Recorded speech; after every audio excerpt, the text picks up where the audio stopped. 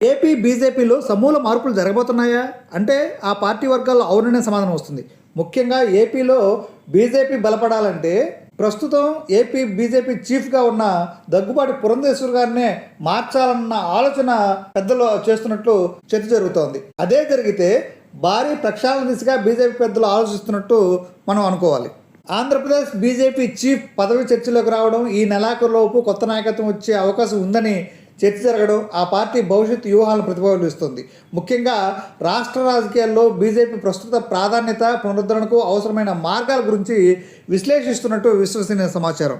AP BJP చీఫ్గా ఉన్న పురంధరేశ్వరికి ప్రత్యామ్నాయంగా ఆలోచించినట్లయితే ప్రధానంగా కడప నుంచి రామచంద్రారెడ్డి, బీసీ నేత అయితే మాజీ ఎమ్మెల్సీ మాధవ్ లేదా ఎస్సీ సామాజిక వర్గానికి చెందిన ఇస్కా సునీల్ నెల్లూరు, ఈ ముగ్గురు పేర్లు ప్రధానంగా వినిపిస్తున్నాయి. ఏదేమైనా మరో 15 రోజుల్లోపే ఈ నిర్ణయం జరగవచ్చని విస్తృతంగా చర్చ జరుగుతుంది. ఏం జరుగుతుందో వేచి చూద్దాం.